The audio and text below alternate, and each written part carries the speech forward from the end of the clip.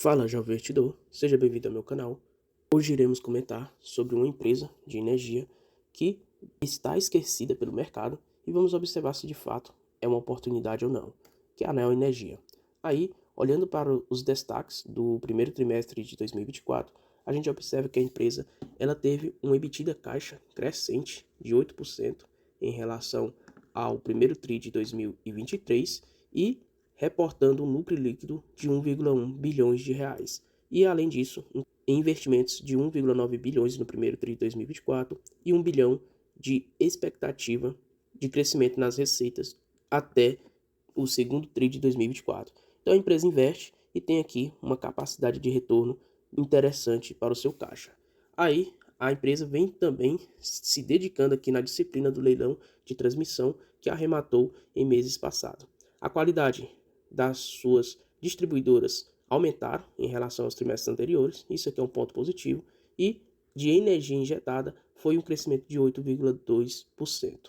Aqui falando sobre as projeções com o rápido crescimento nas receitas de 1,2 bi até o segundo semestre de 2024, que é de 1,2 bi nos leilões de dezembro de 2018 arrematado, dezembro de 2020 e também dezembro de 2021, junho de 2022. Então são obras aí que estão próximas de acabar, já implementando as suas receitas, 150 milhões em 2024, na parte da Guanabara, e também a gente observa que no Vale Itajaí já tem aqui um crescimento de receitas liberadas de 23 milhões de reais, podendo chegar até 240 milhões o seu total da sua capacidade de incremento no seu caixa até o primeiro tri de 2025. Então temos aí uma previsibilidade de crescimento no resultado operacional da Neo Energia no médio prazo. Isso aqui é interessante para a gente avaliar em relação à cotação presente versus cotação futura.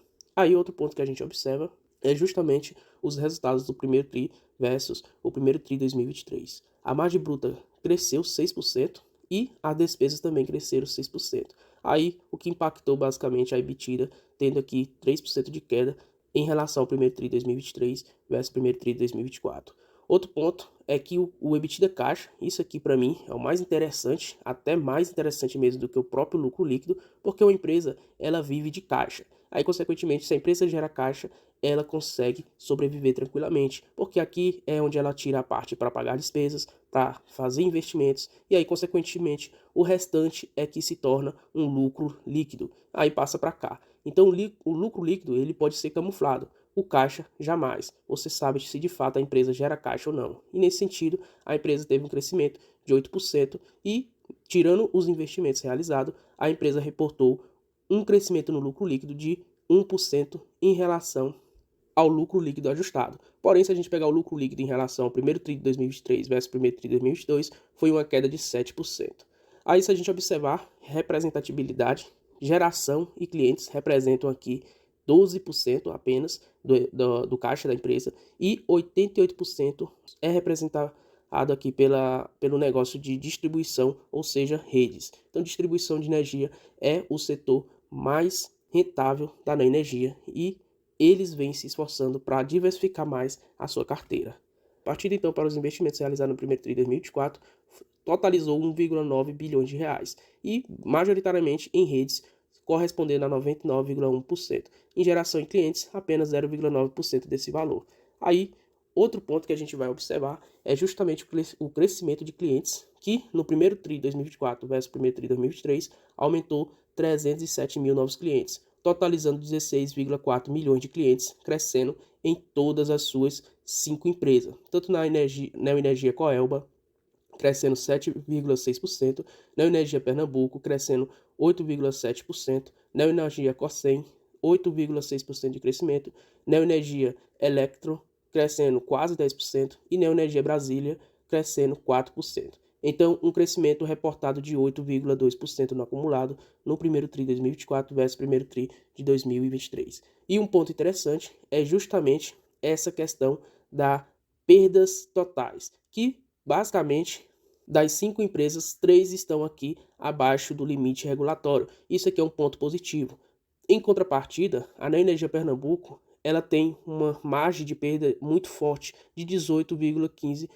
em relação que o limite regulatório é de 15,10. Então, realmente, a gente observa que tem aqui uma preocupação na Neoenergia Pernambuco e na Neoenergia Coelba também acima do limite regulatório. Então, um ponto a ser observado em que a empresa precisa melhorar nesse sentido.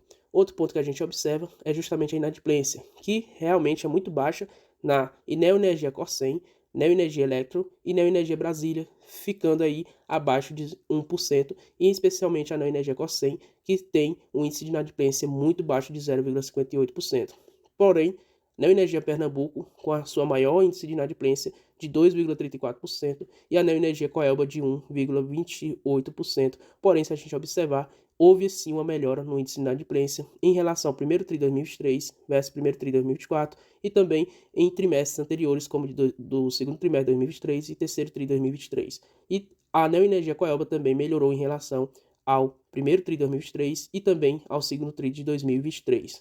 Então, em relação à inadimplência, a gente observa cenário de melhora, mesmo nas duas neoenergias aqui de Pernambuco e Coelba, tendo um índice bastante alto. Aí, totalizando no acumulado, a gente vê que houve aqui em torno de 157 milhões de reais de inadimplência, porém, montante bem abaixo em relação ao primeiro TRI de 2023, que na época foi reportado 176 milhões de reais de inadimplência dos consumidores de energia da Neoenergia.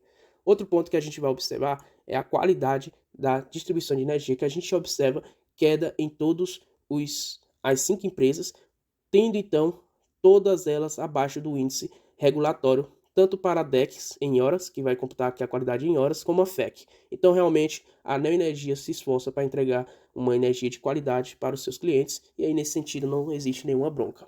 Aí o que a gente observa agora é justamente as despesas da empresa. As despesas é muito importante porque empresas de energia elas tendem a ter um EBITDA elevado. E aí, se vocês observarem, nominalmente, a empresa saltou de 2018 de uma dívida de 15 bilhões de reais para, então, no primeiro trimestre de 2024, de 40 bilhões. Porém, se você observar, a EBITDA atual é de 3,28 vezes o seu caixa em relação a 3,49 vezes. Então, o que representa essa dívida líquida sobre sua EBITDA, basicamente é que em menos aqui de 4 anos a empresa consegue honrar toda a sua dívida. E na época era em menos aqui de mais ou menos 3 anos e meio. Então tem que observar sempre essa alavancagem, porque empresas muito alavancadas correm risco, porque se cair a geração de caixa, consequentemente a empresa entra em sérios apuros. Então aqui nesse sentido, dado ao setor e ao segmento em que a empresa atua, nesses patamares aqui a empresa se encontra estável em relação a dívidas. Porém, isso aqui deve melhorar. Por quê? A empresa ela tem realizado fortes investimentos, porém a gente observa que tem aí uma expectativa de já em 2024 incrementar as suas receitas 1 bilhão de reais. Então, melhora esse cenário aqui de alavancagem, quem sabe caindo aí para 3,0, como foi em 2019, e consequentemente a empresa ficando, quem sabe, até abaixo desse valor. Outro ponto que a gente observa é que sua dívida ela está distribuída praticamente 50% dela no mercado de capitais, então debêntures, 46% do total, bancos de fomentos nacionais, em torno de 23%, bancos comerciais internacionais, 16%, 15% em bancos de fomentos também internacionais. Então temos aí praticamente 31% exposto ao dólar tecnicamente e precisa se tirar essa dúvida justamente com o RI para observarmos se essa dívida de fato está atrelada ao dólar ou ao real. Aí lembrando que a empresa ganha em reais e não em dólar. Então isso é muito importante você ficar atento. E para finalizar o primeiro trimestre de 2024, a gente observa que de fato a empresa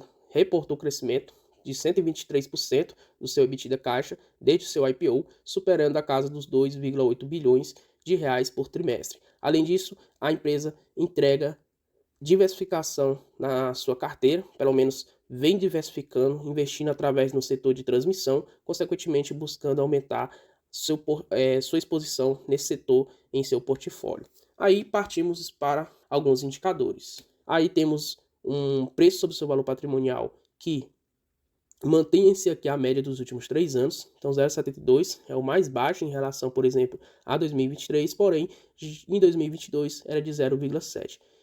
Um dividend yield muito baixo, porque justamente tem um payout muito baixo. Então 25% é o mínimo, e você consegue observar isso aqui no Estatuto Social da empresa, onde fala que 25% para o pagamento de dividendos mínimos obrigatórios são obrigatórios aqui para a Neoenergia distribuir. Aí tem aqui no artigo 33, os acionistas têm direito a receber o dividendos obrigatório de no mínimo 25% do lucro líquido. Então você tem que calcular esse payout em cima do lucro líquido da empresa, e não sobre o EBITDA, ou seja, como é na Klabin. Então fique atento sempre ao lucro líquido. Aí tem aqui a questão de você receber dividendos extraordinários, caso a empresa tenha lucros acima do esperado, ou esse dinheiro também pode ser destinado à reserva, desde que essa reserva não exceda 20%. Então, de fato, tem aqui essa questão também da reserva da empresa. Outro ponto quando a gente observa é justamente a sua margem líquida. A margem líquida na energia não é tão interessante assim, ficando em torno de 10%. Então, se você observar nos últimos anos, vamos pegar aqui 2021, era de 9% a margem líquida, 11% em 2022, 10% em 2023 e atualmente ficando na casa aqui dos 9,93%. Isso faz a gente olhar o indicador, então, lucro versus margem. Aí a gente vê que, de fato, a receita ela vem crescendo ano após ano, porém o lucro aqui, se a gente observar, é muito pequeno, ficando em 10%. Então a empresa ela gera 44 bilhões e reporta de lucro 4,4 bilhões. Então isso aqui para mim é um ponto para você ficar em alerta, justamente por ter uma margem muito apertada. Outras empresas do segmento de energia, porém de setores diferentes, você vai observar uma margem muito mais alargada, de 40%, 30%, 50%, como é o caso da Taesa e Transmissora Paulista. Então fique atento também à questão da margem. Aí, para finalizar, observa aqui o que a empresa tem distribuído de proventos. Aí, por conta da dívida, de acima de 3 vezes a dívida líquida sobre emitida, e além disso, se a gente observar a questão do payout de apenas 25%, justamente por eles precisarem do caixa para realizar o pagamento dessa dívida, a gente tem então 95 centavos só de dividendos distribuídos para 2024. Isso em relação às cotações atuais, que é de R$ 18,45, a gente está falando então de um dividendo yield de apenas 5%. Aí lembrando que dependendo da estratégia de cada um, você tem o seu yield mínimo. E o meu yield mínimo para a Neoenergia é de 6%. Por quê? Porque se em 25% de payout ela distribui 5% de yield, aí se ela aumentar para 50%, temos um yield aí de 10%. Porém, esse yield de 10% eu consigo com outras empresas, como por exemplo o próprio Bradesco e o Banco do Brasil. Então, se a empresa distribuir 25%, quem sabe 6,5% de yield, aí se ela no futuro aumentar esse payout para 50%, teria um yield de 13%, caso isso se concretize. Então, observo sempre essa questão do yield e o retorno em relação aos seus acionistas. Então era isso, pessoal. Espero que vocês tenham gostado do vídeo. Se inscreva no canal, deixe aquele like e até a próxima.